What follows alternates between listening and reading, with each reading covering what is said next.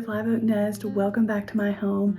I'm so excited to be here with you today, and I'm so excited to share with you some pretty DIY fall crafts. So it has finally started cooling off here in Texas. I'm in the Dallas-Fort Worth area, and this last weekend it was 98 degrees, but today it is 58. So we are so excited to welcome the cooler temperatures. I'm ready to finish decorating my home for the fall season. So y'all come on along with me and let's make some pretty things. So I want to get started here using this turkey scene mesh stencil from a maker studio. I love their stencils and this one is so pretty. So when I saw this, I immediately wanted to put this on a pillow cover. I grabbed these covers off of Amazon. It's just a little set of 2, and I loved the linen texture and also the little fringe around the outside. So the first thing you want to do is put a piece of cardboard or something inside that pillowcase to keep any bleed through from happening. Now I'm going to lay down my stencil and I'm just eyeballing this, and once you get it centered where you'd like it, just smooth it out really well so that it adheres really well to the fabric. So I decided to mix 2 colors to create kind of just a little bit lighter brown. So I'm using Well I Declare and Well I'll Swan. And once I get the colors mixed together really well, I'm just going to spread this evenly all over this print. This pillowcase was just soaking up the ink, so it actually took me a lot more ink than I thought it would, but you'll see me working in all directions, up and down, left and right. I want to make sure that I'm getting the ink really well down into that mesh in the stencil so that the print, it picks up all the details when I remove the stencil. This is always my favorite part. You can see here I'm just going to take one corner and peel the stencil back. You want to go directly to the sink and just wash your stencil in warm soapy water and lay it sticky side up to dry. But the detail on Amy's stencils with the Maker Studio are so good.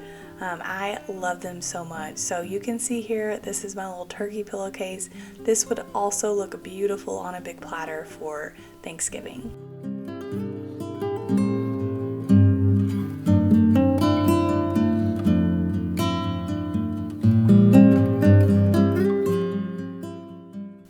So the next thing I want to make is a little fabric label to put on a big basket I have that I want to do a beautiful fall arrangement in.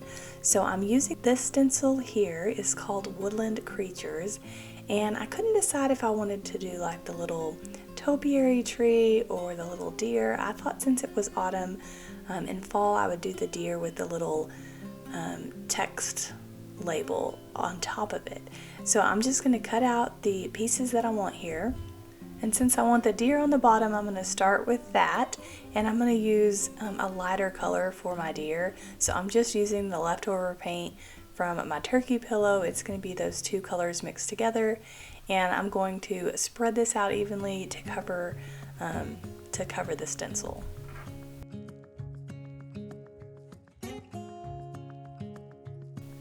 Once I get the stencil completely covered with my ink, I'm going to go ahead and pull back one edge of the stencil and then go straight to wash off that stencil. And I'm going to hit this with a heat gun. You could use a blow dryer, but I just want to get it really good and dry before I lay my next stencil on top of this one.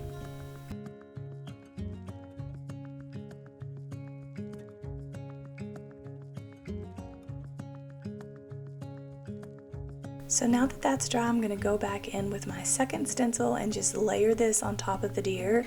For this, I am going to use the really dark brown, which is the Well I'll Swan, and it's the gel art ink. So it's the darkest brown, and it's just going to allow this text to show up really well on this little label. So all the squeegees that I'm using are from a Maker Studio. This one right here that kind of looks like a stylus or a pencil is so great for like little bitty details in little stencils like this. The bigger ones, like because I had to cut the stencil kind of small, I don't have a lot of work room on the outside, and so I'm having to be really careful to make sure I'm not getting ink past my stencil. So this little silicone stylus tool is so nice to have.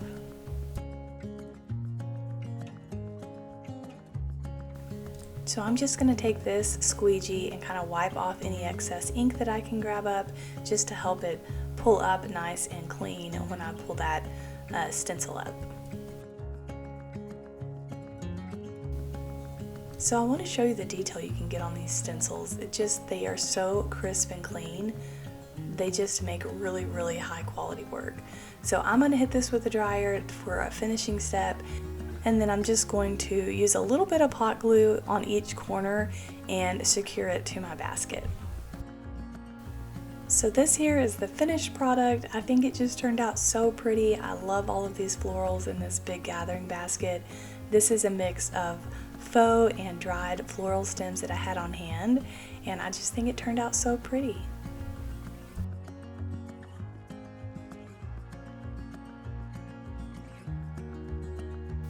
So up next, I wanted to make some custom ribbon to use in my fall decor, and so here I just took a fabric that I had purchased from Hobby Lobby, and then I tore a really long strip of it, and now I'm just going in with a hair straightener and kind of ironing it out.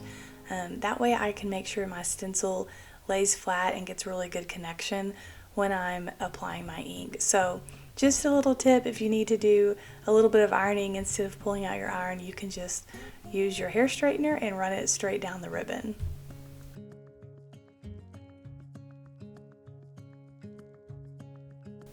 So once I have that smoothed out, I'm going to choose my stencil. I'm using this stencil, it's called Forest, and I decided to use this beautiful little pear. I'm really into fruit lately, and so I love this pear, and I also am really loving like the block print look, and so I wanted to kind of create something similar, some ribbon that kind of mirrored that with this particular stencil.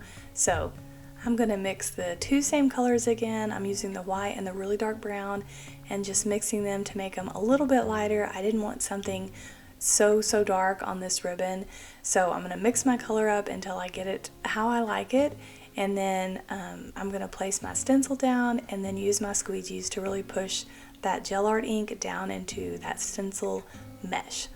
A nice thing about these stencils, if you're working with a pattern or a repeating pattern, something where you're having to use the stencil over and over, you can just pull it up and put it back down while it's still wet. You don't have to like go wash it and then come back and do it again.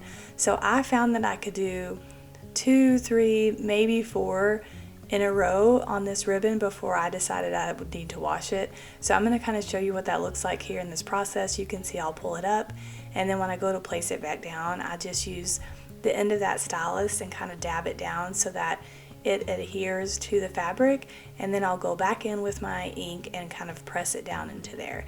And I didn't have any problems with this. Every single pair came out looking beautiful.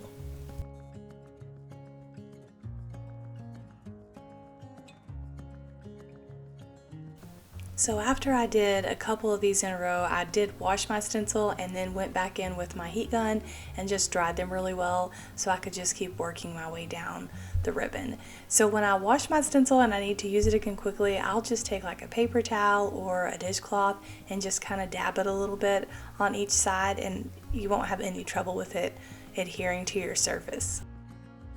So when I finished this up, I decided to hang it on the wreath that's on our front door. It's a corn husk wreath and it has a little bit of dried wheat, and I wanted to mix it with this brown gingham. I just thought the two patterns looked so pretty together. So I love how this turned out. It kind of looks a little bit like block print.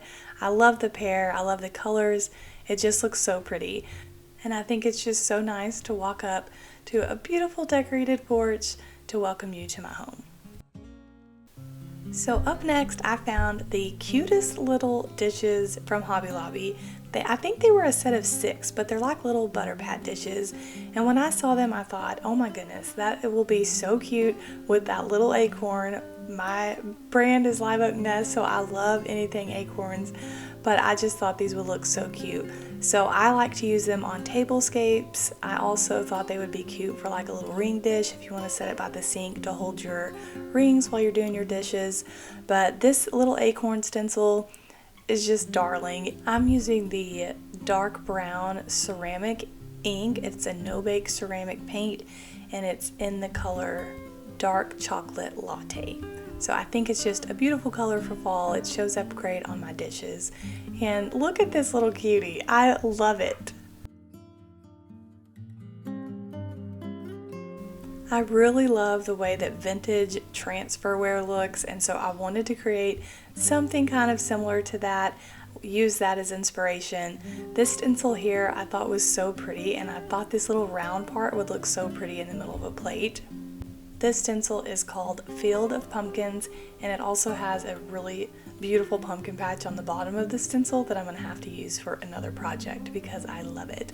So I'm going to go in with that same no-bake ceramic paint in the chocolate latte color. I'm just going to spread it on evenly and then peel off my stencil and just watch the magic happen. So I love using vintage plates or plates like this and incorporating them into my vignettes, and I just love how this turned out. So I would use these plates in like a little stack in a vignette. I would use it to hold a candle or add a cloche to the top. I just think it's such a great way to add a little detail and a little interest to a fall vignette.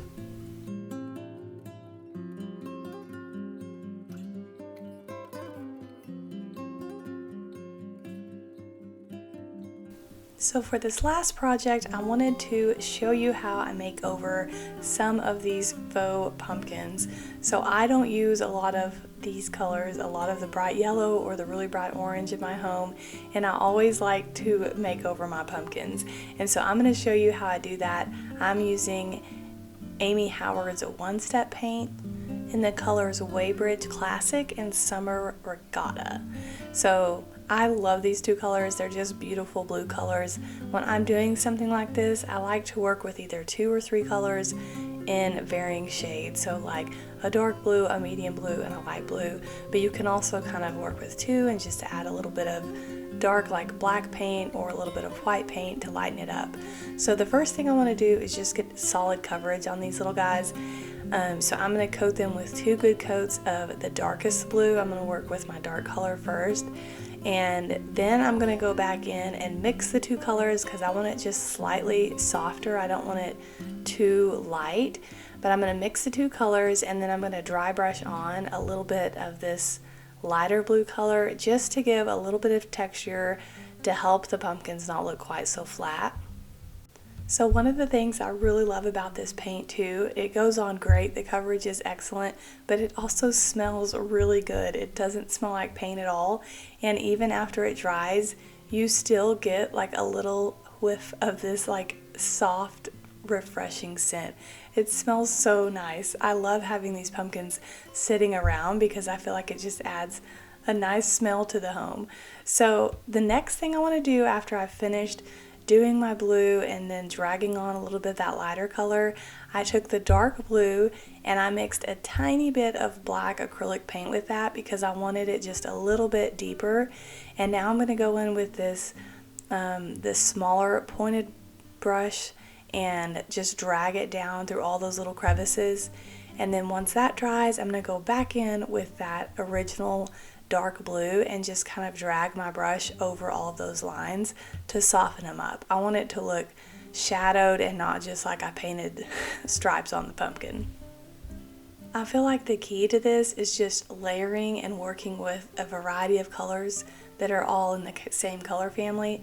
So like a really dark blue, a lighter blue, a really light blue, and just kind of blending them, giving you several different colors to kind of add texture and dimension to the pumpkin. And one thing I really like to do is use the dry brush method. You'll see like I'm dipping my brush into the paint and then I'm offloading it onto a paper towel, and it just helps soften your brush strokes so they aren't so harsh once you go to paint the pumpkin.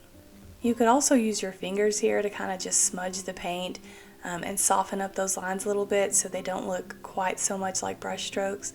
But the key is definitely just layering. It's kind of just a process, so have fun with it. So the very last thing I love to do, you could paint your stems that you pulled out, paint them gold, stick them back in the pumpkins, but I love, love, love to use real stems. So every year when we pick our pumpkins, I look for the ones that have the cutest stems. And then at the end of the season, I pop them off, leave them out to dry, and then I add them to my craft stash for the next fall season. So these stems came from some pumpkins that we had last year, and they were like the perfect fit for these pumpkins. And I think that just makes the biggest difference in how these look. Are they not the cutest? I love them. I hope y'all have enjoyed all of these different fall crafts and that you've been inspired and it's given you some ideas. Thank you so much for joining me today, and I hope to see you again soon.